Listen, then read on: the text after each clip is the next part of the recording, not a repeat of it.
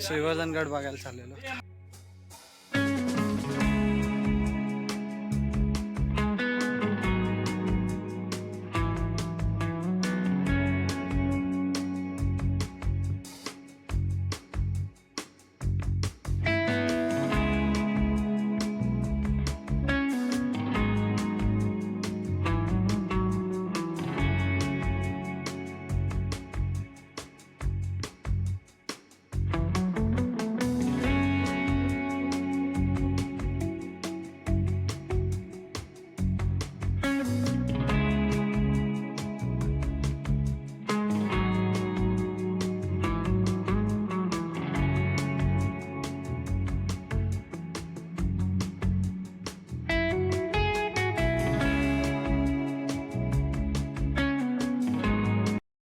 पाहायची माझी इच्छा होती आणि जवळपास 3 ते 4 वर्षानंतर ही इच्छा आज पूर्णत्वास जात आहे. याचा खूप मला आनंद होत आहे. मनोरंजन गडावरती चढताना विविध प्रकारची पिवळ्या कलरची व इतर अनेक पांढरी व गुलाबी कलरची फुले तुम्हाला इथे पाहायला मिळतील.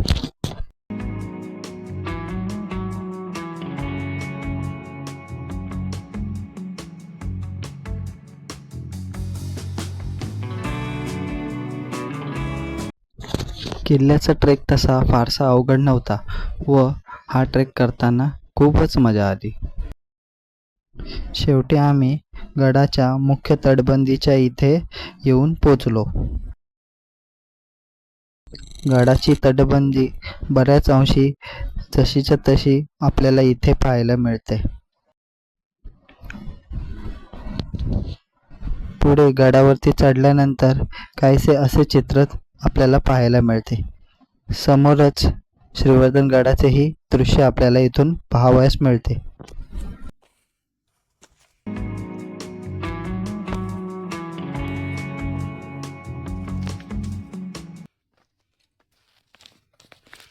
छत्रपती शिवाजी महाराज की जय. छत्रपती शिवाजी महाराजांच्या नावाचा जयघोष केल्यानंतर आम्ही गडाच्या मुख्य प्रवेशद्वाराच्या इथे येऊन पोचलो. गडाच्या प्रवेशद्वाराची जी शैली आहे ती आपल्याला इथे पाहावयास मिळते. तत्कालीन स्थापत्य रचनेचा एक उत्कृष्ट नमुना म्हणजे या गडाचे प्रवेशद्वार आहे. या गडाला 2 प्रवेशद्वार असून या प्रवेशद्वारांचे वैशिष्ट्य म्हणजे गडाच्या तटबंदीच्या जवळ गेल्याशिवाय दोन्हीही दरवाजे आपल्या दृष्टीस पडत नाहीत.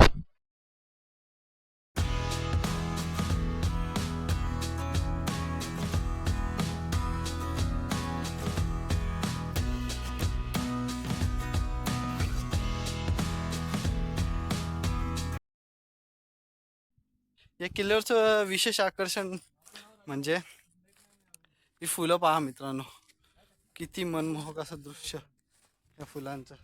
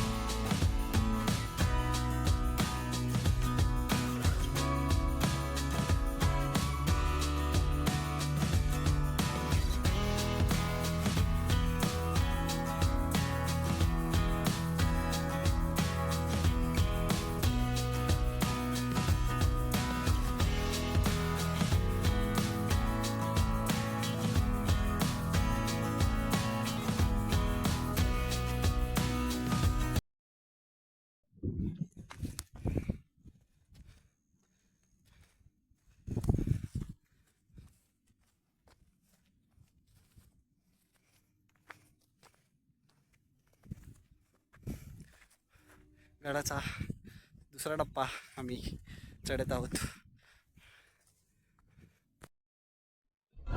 आम्ही जवळपास डिसेंबर ते जानेवारी या सीझनमध्ये या गडावर जात असल्यामुळे येथे बऱ्यापैकी हिरवळ होती व खूप सारे गवतही इथे आलेलं होतं. तसेच समोर हे झाड पाहून सैराटमधल्या मूवीची आठवण मला आली. आम्ही जिथे चालत होतो तेथून पुढेच कर्जत शहराचं दृश्य पाहावयास मिळणार होतं, म्हणून मी खूपच आनंदात होतो.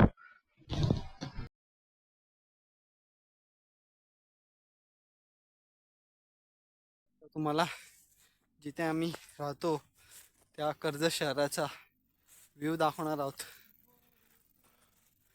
पूर्ण कर्जत शहर आपण इथून पाहू शकतो. पूर्ण कर्जत शहराचा जो विस्तीर्ण प्रदेश आहे तो इथे आपल्याला पाहायला मिळतो. गडावरती चढत असतानाच डाव्या बाजूला गडाच्या पायथ्याशी असलेले उधेवाडी हे गाव व त्या गावाचा परिसर, तेथील शेती हे दिसत होते. तसेच त्याच्या समोर मुंबई पुणेकडे जाणारा रेल्वे ट्रॅकचा रस्ताही या ठिकाणाहून स्पष्ट दिसतो. मजल करत आम्ही गडाच्या वरती चढत होतो व येथे पोचल्यानंतर आम्हाला 2 पाण्याचे टाके दिसले. या टाक्यांमध्ये अद्यापही पाणी शिल्लक असलेले पाहावयास मिळते. येथून पुढे जाताना गडाचा अंतिम टप्पा सुरू होतो. या ठिकाणी आपल्याला गडाची तटबंदी व वरील भाग पाहावयास मिळतो. ही तटबंदी जरी पडझड झाली असली तरी काही अंशी प्रमाणात पाहावयास मिळते. सलगचा ट्रेक करून आम्ही या ठिकाणी 5 मिनिटाची छोटीशी विश्रांती घ्यायचे ठरवले. या ठिकाणी आम्ही पाणी व सोबत आणलेला नाश्ता केला व गडाच्या अंतिम टप्प्याकडे वाटचाल सुरू केली. गडाचा अंतिम टप्पा व सलगचा ट्रेक केल्याचा आनंद प्रत्येकाच्या चेहऱ्यावर झळकत होता.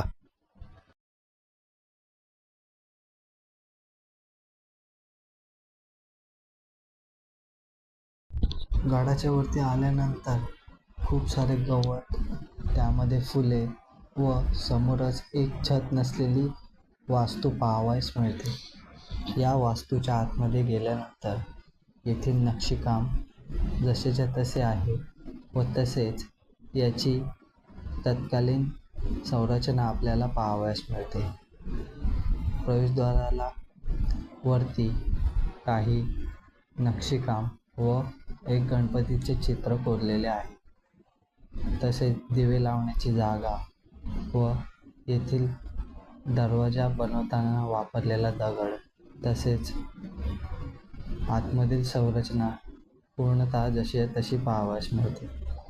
आतमध्ये पाण्यामुळे थोडासा ओलावा झालेला असून येथे जे स्ट्रक्चर आहे ते अजूनही जसे तसे आहे.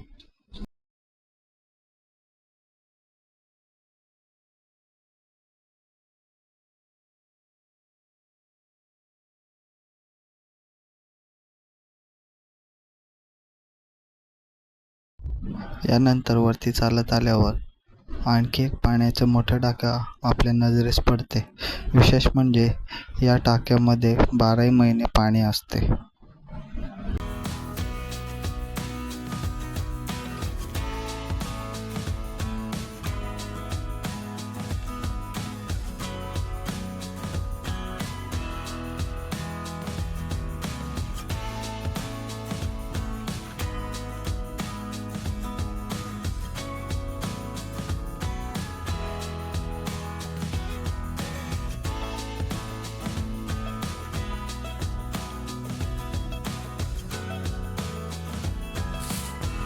किल्ल्याच्या वरती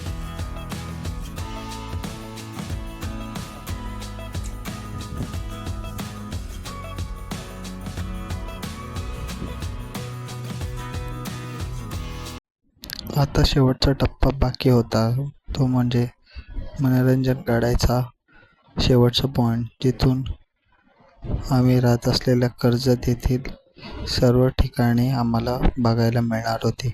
रस्त्यामध्ये खूप गवत होते, त्यामुळे पुढे जायला थोडी भीती वाटली, परंतु खूप मोठी हिंमत करून मग आम्ही अखेर त्या पॉइंटला येऊन पोचलो.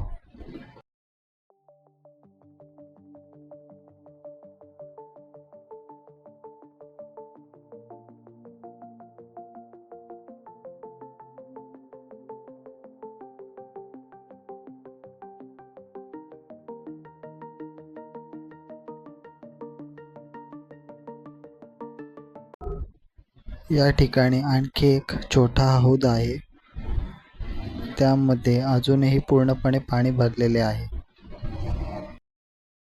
या ठिकाणाहून आपल्याला कर्नाळा, प्रबळगड, ढाक, इरशाळगड हे किल्ले एका दृष्टीमध्ये पाहायला मिळतात.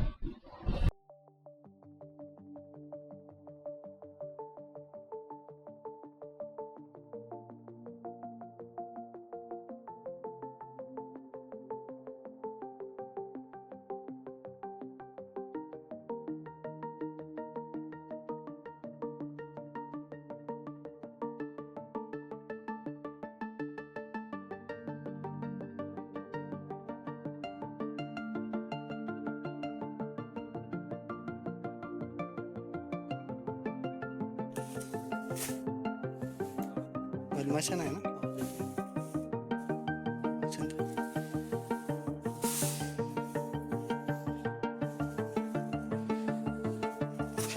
फायनली छत्रपती शिवाजी महाराज की. यानंतर ज्या लोकेशनला मला पोचायचे होते तिथे मी येऊन पोचलो व कर्जतमधून वाहत असलेले उल्हास नदीचे दर्शन येथून झाले. या ठिकाणी कोंढाणे लेणी व त्याच्या आसपासचा परिसर आपल्याला पाहायला मिळतो. तसेच कर्जतचे विविध लोकेशन्स येथून आपण पाहू शकतो. हे मनोरंजन गडाचे एक वैशिष्ट्य आहे. अशा प्रकारे संपूर्ण किल्ला पाहून झाल्यावर आम्ही परतीच्या प्रवासाला निघालो. या प्रवासामध्ये आम्ही खूप धमाल केली व एक वेगळा अनुभव या ट्रेकमधून आला. फायनली आम्ही ट्रेक केलेला आहे. खूप मजा आली या ट्रेक करताना. तर अशाच नवीन नवीन व्हिडिओसाठी आपल्या चॅनलला सबस्क्राईब करा आणि लाईक आणि शेअर करायला विसरू नका. धन्यवाद.